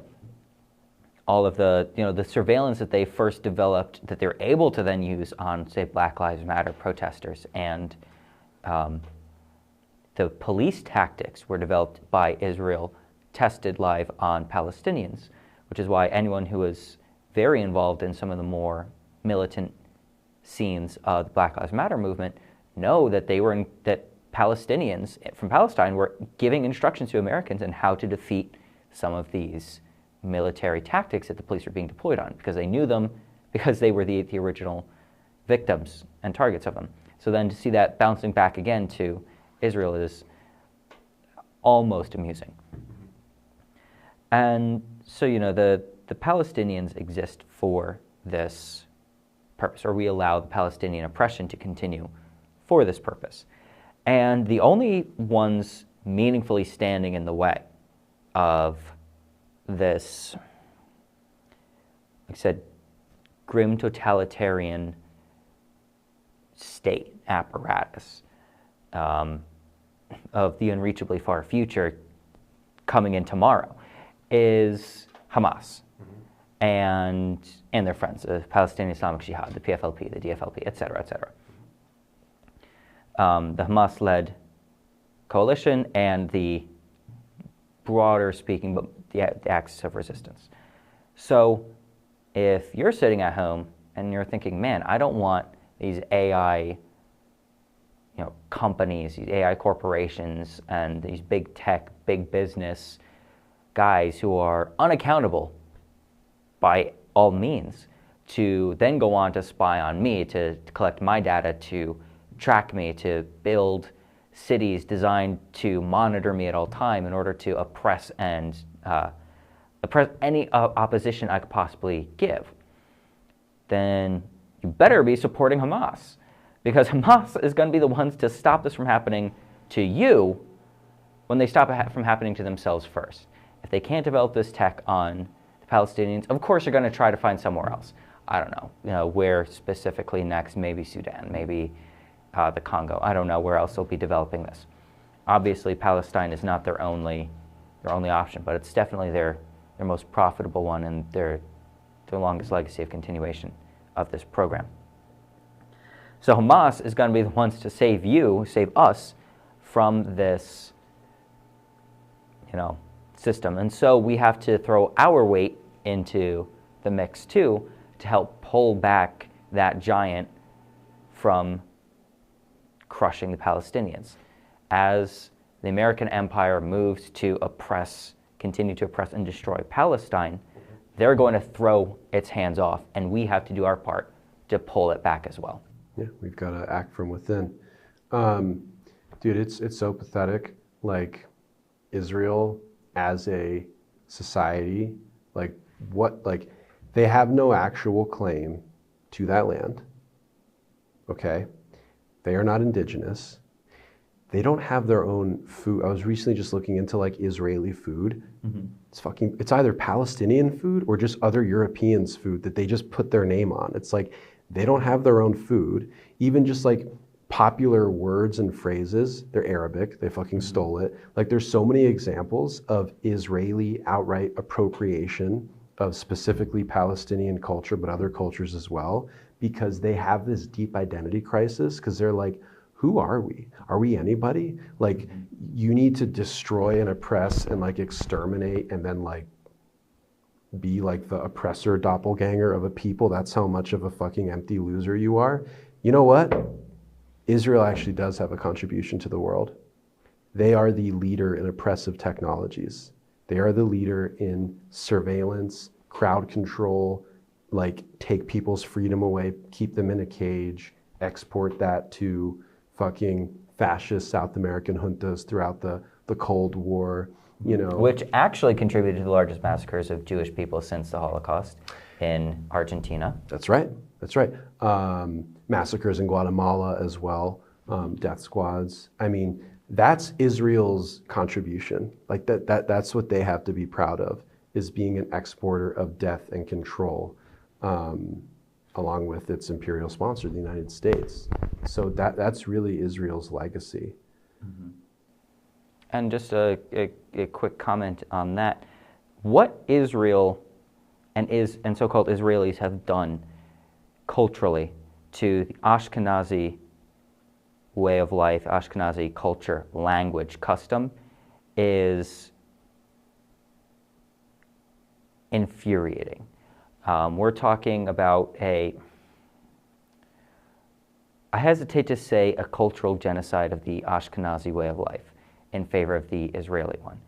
But I mean, we're talking about people who literally would bomb Ashkenazi schools, places where Yiddish was taught, the language of the Ashkenazi people in Europe, in order to force them to learn this fictional Hebrew that Israel pretends is a legitimate language. And we had a very, very strong, rich, robust culture of Ashkenazi Jewish people in Europe. And yes, a lot of it was the result of actual anti-Semitism. A lot of it was developed in response to that. A lot of it was destroyed by anti-Semitic forces of either the Tsarist Russians and then followed by Nazi Germany. We know that. But the fact that the so-called Israelis came around to finish the job afterwards is pathetic. We talk about, Israeli foods or whatever, and it's all just made up stuff. There are legitimate foods that come from Jewish culture. Yeah. And most of the ones I know about are Ashkenazi. I'm sorry, I know that the Sephardim and the Mizrahim probably have their own too. The Sephardim came up with fish and chips, for example. That is an actual Jewish cultural food. And we lost it for fucking couscous and cucumbers and tomatoes. Every single person who have ever had a cucumber or tomato wouldn't have figured that one out. And falafel, which is Egyptian or whatever. So they steal everybody else's stuff and and then destroy the actual Ashkenazi culture, because it's in the Ashkenazi culture is a direct threat to the legitimacy of the Israeli pretense. And it's sickening. Man, you gotta find a legitimate purpose, be an actual person. Don't let some stupid oppressive system you don't actually believe in your heart define you, because you will end up either being someone else's slave, or you will enslave other people because you won't have a purpose. Like, dude, find an actual purpose in your own heart, because people who lack an actual identity can be really, really sick. Yeah. Hey guys, it would mean a lot if you joined our Patreon at solidaritytelevision.org.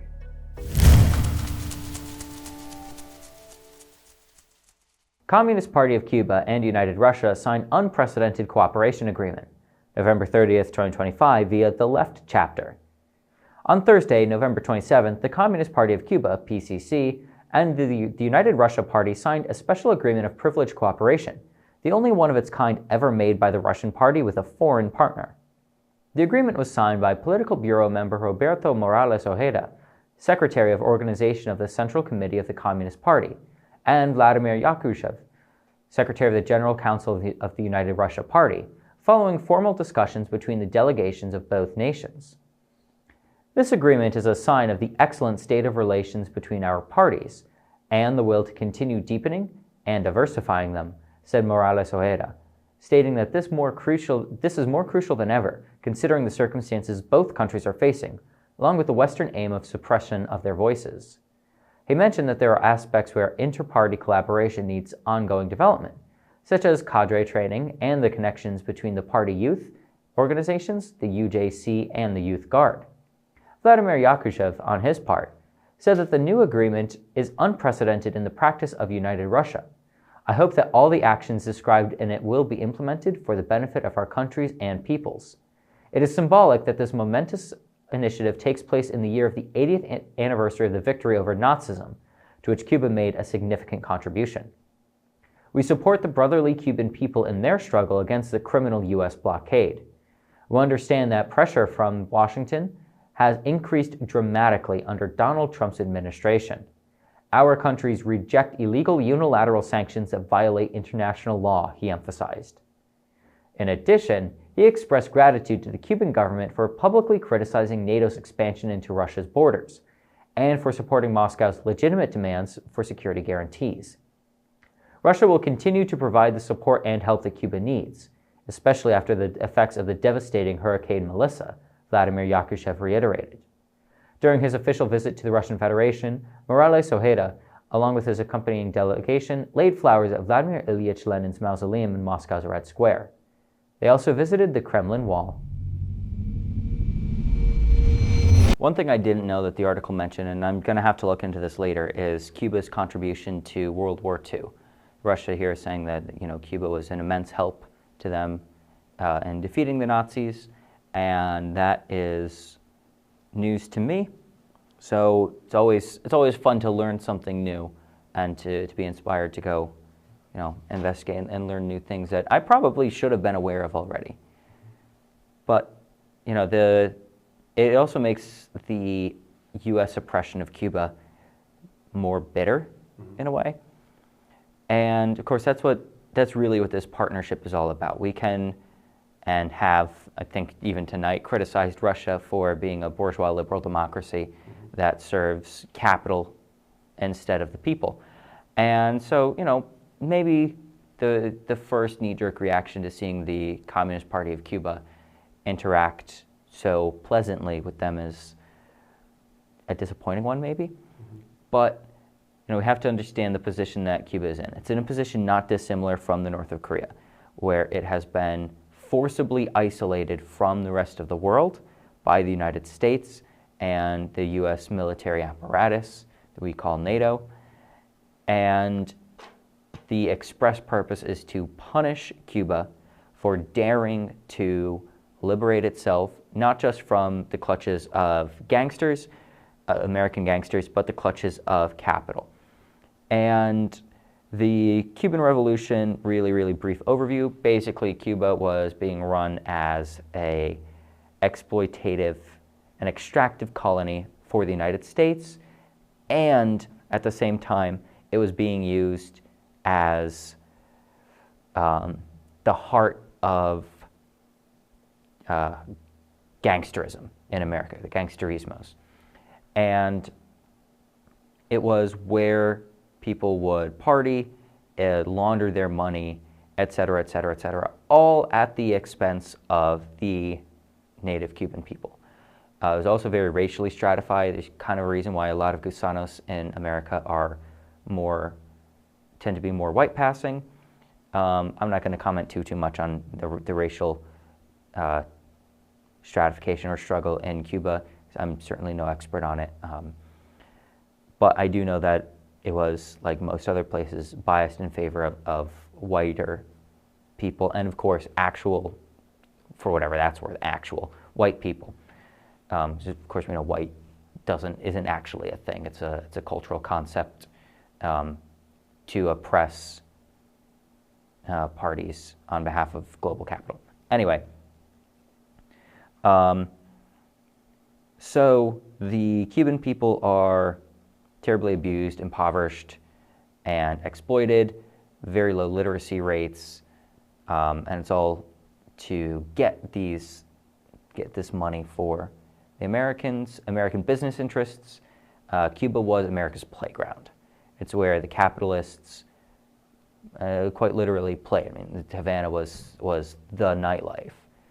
And so when the Cuban people finally had enough, and Fidel Castro led his famous expedition, landed in Cuba after being exiled to Mexico along with his buddy Che Guevara and his brother Raul and a couple of other people. Maria Sanchez, was that her name? Was it Maria?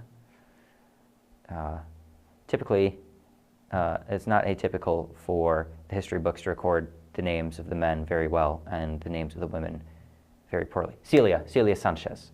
Celia Sanchez and others. Women, of course, were greatly involved in the Cuban Revolution. And they overthrow the Batista, who was a despot. I mean, even to the point where Ted Cruz will openly say, oh yeah, my father was tortured in Cuba by Batista. His father kept getting Batista bombed, I guess.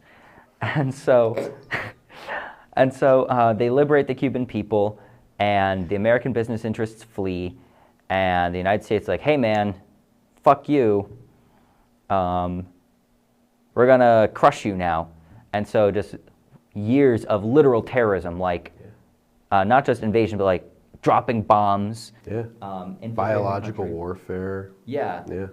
And so Cuba goes communist, not it would have been an end result of the revolution anyway, but it does not become an explicitly communist state until after the revolution is over, and they reach out to the United States and get immediately rebuffed. And so that begins a relationship with the USSR, and we're not going to talk about the whole history of Cuba. We get the missile crisis and whatnot. But the point is that after Cuba is liberated, after Cuba liberates itself, it's important to point out, after the Cuban people liberate Cuba from oppression, with the exception of Guantanamo, which is part of the liberation deal. It sucks, but whatever. I trust them to take care of their own country. The United States puts incredibly oppressive sanctions on them. And this is one of the ongoing problems with Cuba today, is that they can't always get enough because they're locked out of the markets. And Cuba is not, and this much like the North of Korea, is not an isolated little country because of its rulers. It's an isolated little country because of our rulers won't let them and won't let us engage. It's not that, oh, we're not allowed to go to Cuba. It's that the United States doesn't let us go to Cuba. If you do go to Cuba, you're not allowed to go in, you're not allowed to engage with anything owned or run by the government. So government hotels you're not allowed to use, for example. Government airports and such. It's ridiculous.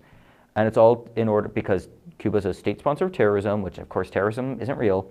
We've gone over that a bit before.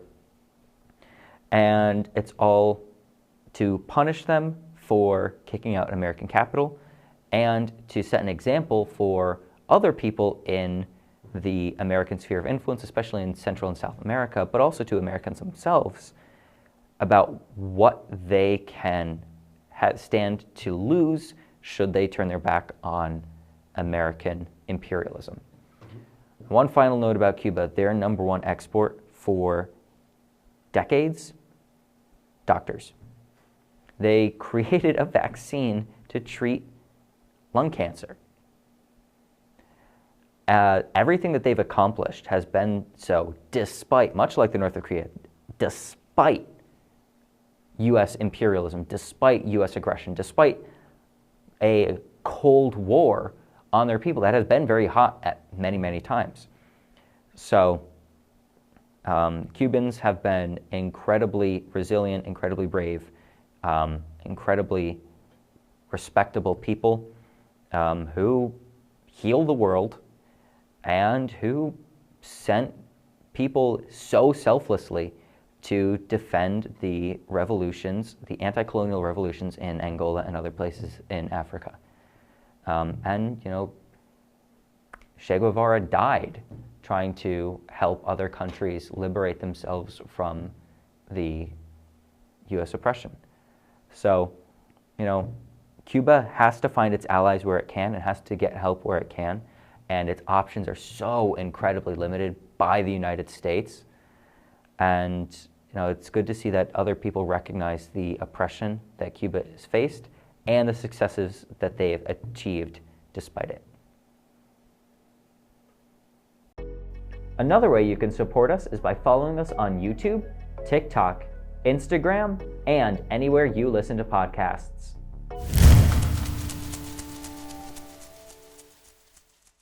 Microsoft partners with Anthropic and Nvidia in cloud infrastructure deal, November 18, 2025, via The Independent. Microsoft has announced a partnership with AI company Anthropic and chipmaker Nvidia. Microsoft said Tuesday it is partnering with artificial intelligence company Anthropic and chipmaker Nvidia as part of a cloud infrastructure deal that moves the software giant further away from its longtime alliance with OpenAI. Anthropic, maker of the chatbot Cloud that competes with OpenAI's ChatGPT, said it is committed to buying $30 billion of computing capacity from Microsoft's Azure cloud computing platform. As part of the partnership, Nvidia will also invest up to $10 billion in Anthropic, and Microsoft will invest up to $5 billion in the San Francisco-based startup. The joint announcements by CEOs Dario Amodei of Anthropic, Satya Nadella of Microsoft, and Jensen Huang of Anthropic came just ahead of the opening of Microsoft's annual Ignite Developer Conference. Microsoft was, until earlier this year, the exclusive cloud provider for OpenAI. They continue to be partners, but OpenAI has increasingly sought to secure its own cloud capacity through big deals with Oracle, SoftBank, and other data center developers and chip makers. So one of the important things to focus on when it comes to stories about AI is the oligopolistic character and structure and dynamic of the industry. Maybe we could share a graphic if possible, but the Wall Street Journal has a really, really good graphic showing connections between Anthropic, Oracle, AMD, CoreWeave, Nvidia, Microsoft, and OpenAI.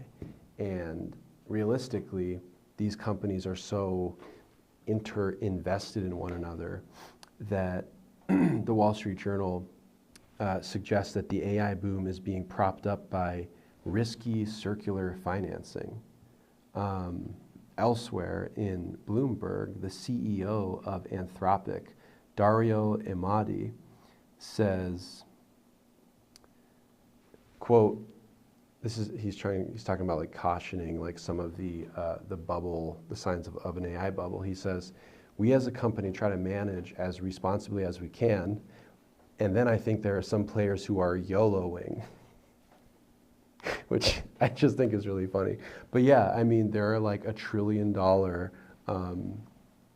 IPOs being talked about. There's just so much money in this. And on the one hand, it goes to show like the speculative orgy that is Wall Street and the tech sector. It also goes to show that companies that go bankrupt, like this, we actually haven't talked about that. Actually, a while ago, we did a story about capitalism, and it was referenced in that. First Brands was an auto parts dealer, and it went bankrupt, but it doesn't matter because so many creditors made so much money off of it. And that's the thing. These finance capitalists, they will extract wealth even if it's a temporary, destructive overall event for, you know, the majority of people. And that might be something that's happening with this AI bubble. So they're investing in infrastructure to produce an enormous amount of very, very complex computations and to have, you know, liquid cooling stations for all this. On a local level, one of the things that this gets to is like local water resources being diverted to these data centers, and there's like an ecological angle that we should probably cover in more detail at a future time. But for now, the tech sector is perhaps the apex of inequality and wealth disparities in the capitalist system, and the way that it functions in an oligopolistic way, and in a way that is deeply invested in the United States, Israel, you know, the Gulf nations. There are a lot of very, very powerful players in all of this, and AI is viewed by some of the world's most powerful oligarchs as something that they need to have their hands in. So yeah, I guess it's a really important topic to stay abreast of.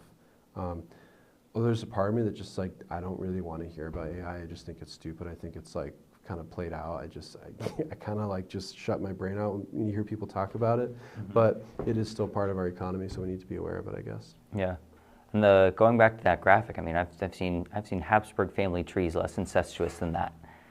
And you know, this ties into the myth of American prosperity. And I always see this GDP and whatever. But you know, every time that money gets traded, it gets counted towards the GDP. You know, I give you $200, you give it back. That's $400 contributed to the GDP. So when you have these like $10 billion that all these companies are investing in each other, boom, boom, boom, boom, boom, boom, boom, boom, boom, right. It's creating this fantasy and this image of a really profitable system. But what it really is, it's just a handful of, more than a handful of cash being just flipped around. Mm-hmm. And like you said, it's short-term gains, which is all capital is. And capitalism, of course, is not a game of competition. It's a game of monopolization. So, you know, when do you win at Monopoly? When there's no one else on the board. And you can either do that by buying out or destroying all the competition, or by absorbing it into your hydra. And, you know, we've got all these different tech companies that are constantly just shuffling money around that are effectively, in effect, if not literally, one company, one organization, one cabal. Dude, we could do so much more with like information. You know what I mean? We could have such a different kind of society where information, or what we call intellectual capital, is like handled and distributed in a much freer and better way. But like these fucking losers, they use fictitious capital, fraudulent, like buy their own shares, you know, like purchases, valuation. Like, it's so dumb. It's so dumb. And information is liberation, right? Education is liberation, is what they say. So they don't want people to actually get access to information. They want to be the ones who control it nonstop. And speaking of misinformation, just want to double check this real quick. The article described Jensen Huang as being the CEO of, Anthropology. Not sorry. Anthropic. Anthropic, yeah. He's the CEO of Nvidia. So just a quick correction there. I guess I need an editor. Yeah.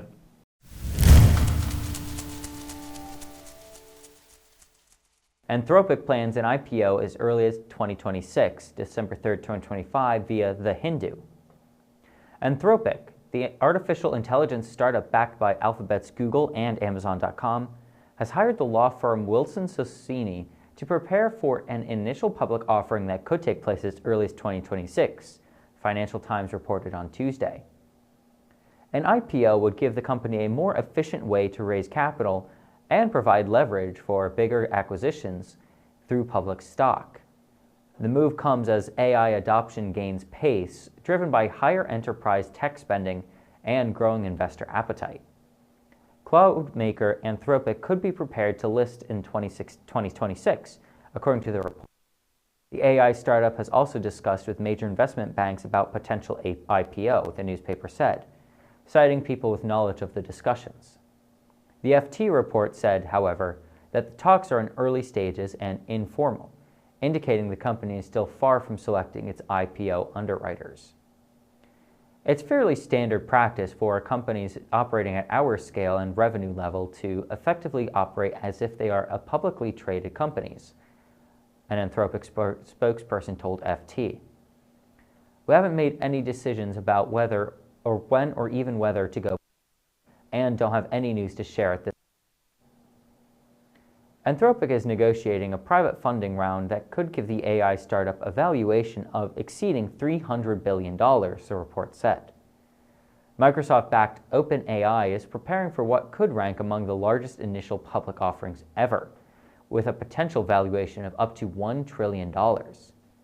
The company is laying the groundwork to go public and may file with securities regulators as early as the second half of 2026, Reuters has reported. However, OpenAI's chief financial officer, Sarah Friar, said in November that an IPO is not in the startup's near-term plans. Amazon recently said a couple days ago that its newest AI chips are available for customers, and they're challenging Nvidia. These are going to be called ultra servers, and they're going to be Trainium 3 chips. Here's the thing, none of this is really competition. True competition is, hey, let's have a different social organization. Let's have a more democratic, people-based information system. These are just all different criminal, corrupt, oligarchic enterprises trying to make a buck, and control our information system. $1 trillion valuation. Man, I don't really have much to say on that, honestly. For a company that I don't think makes profits. I think a lot of these AI companies have had straight losses since they opened, and it's all just relying on the expectation of one day turning a massive profit once their product is meaningful. So far, the only thing we've been able to see it do is drive lonely, poor kids to suicide, mislead everybody and their mother online, and select fake targets for murder for genocidal imperial armies. Which of those three things is useful? To me, to you?